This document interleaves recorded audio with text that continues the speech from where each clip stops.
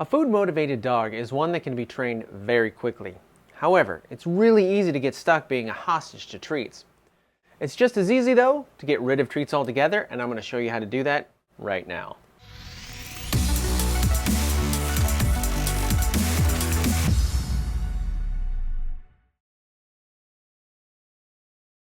Ian here with Simpawtico Dog Training, and before we get into how to phase out treats, please make sure you're subscribed so you never miss any of our videos. Also, like our page on Facebook so we can get better acquainted. You'll find that at facebook.com/simpawtico.training. And don't forget to check the description below for notes, links, and resources about the stuff we talked about. Now, food is a great way to get a dog into training. A food-motivated dog is very easy to train very quickly, even when teaching difficult behaviors or overcoming behavior problems. What ends up happening in most cases, though, is that we don't start phasing the treat out early enough, and so we're stuck using it. Then the dog won't perform unless we have food. We have to keep upping the ante to get them to do something, moving from simple lures to increasingly valuable food items. Even then, sometimes a dog simply decides that it's just not worth it, and then you don't have any leverage. We need to short-circuit this whole model and replace it with something better. From here on out, you will move through 4 stages as you free yourself from relying on food to get your dog to perform. Remove lures, reduce rewards, replace rewards, and the ultimate 4th step, remove rewards. Let's take a look at these and see how they work. Stage 1. Remove lures. A lure is used to cause a behavior. After 10 to 15 repetitions, the behavior is happening fairly reliably, and we don't need it anymore. Upon hearing the verbal request, your dog has learned to anticipate the hand motion that signals the behavior. They're doing it faster and happier. At this point, get that food out of your hand and into your pocket. Now, when you practice a behavior, signal big like you have the food in your hand. Your dog performs the behavior, and then you reward them with food from your pocket.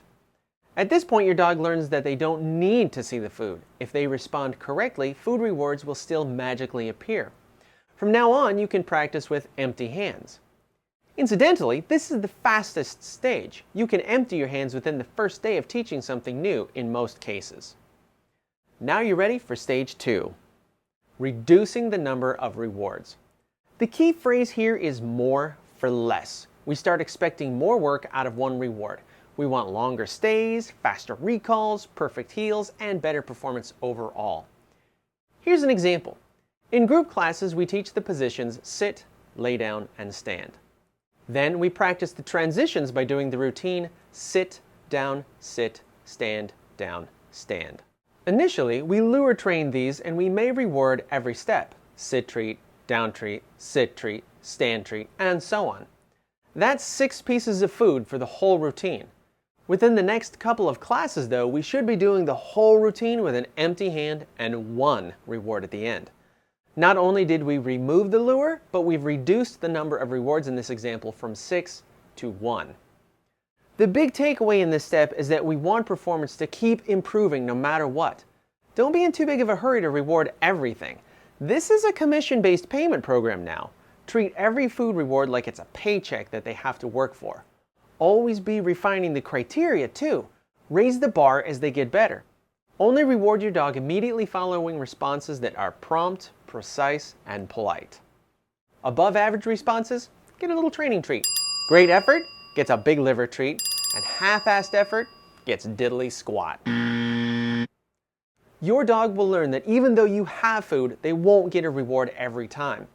More importantly, to even be eligible for a food reward in the first place, their performance needs to be above average. Remember, better responses get better rewards. If you dig technical jargon, this is called a differential reward schedule.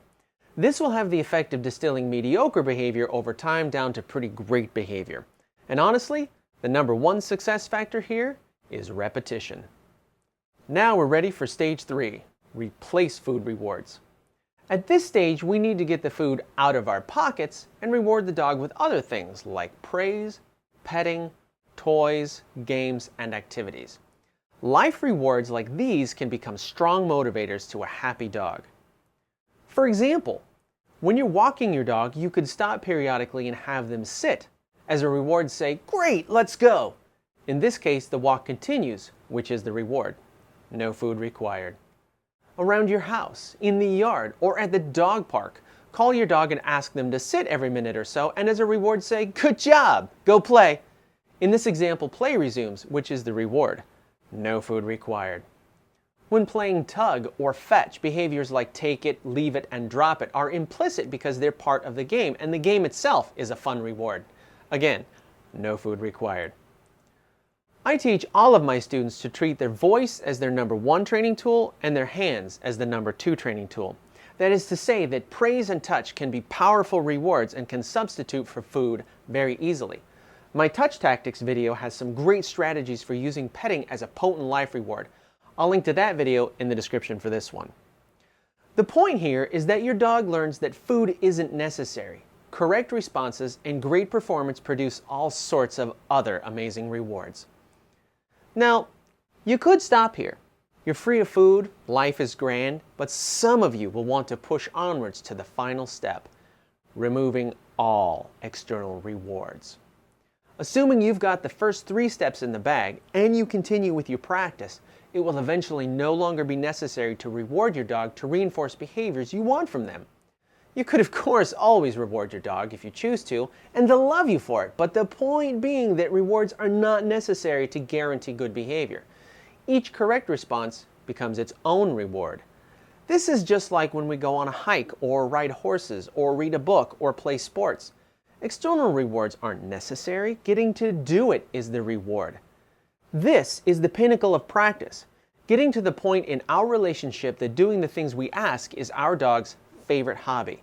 It makes them happy to see us happy, and their lives are richer for it. So are ours, for that matter. Let's recap these stages. Remove lures. Get the food out of your hand and into your pocket. Reduce rewards. Start expecting more quality work for fewer rewards. Replace rewards. Get the food out of your pocket now and use life rewards. Remove rewards. Correct behavior is a reward unto itself. It's worth noting that each stage doesn't have a razor-fine beginning and end. They kind of bleed into each other. For example, you could start reducing rewards before you remove the lure.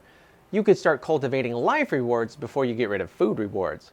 There's a strategy and an eye for the finish line, of course, but if you patiently follow these steps and you stand by it and follow through, you will be free of hostage negotiations with your dog. So good luck, and please let me know how it goes for you in the comments. In the next video, I'll show you how to use reward scaling to ramp up performance in those early stages, and it's a perfect companion to this video.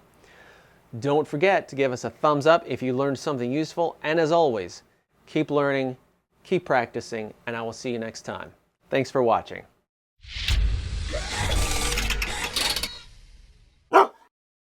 This is just like when we go on a hike or ride a horse or write a book.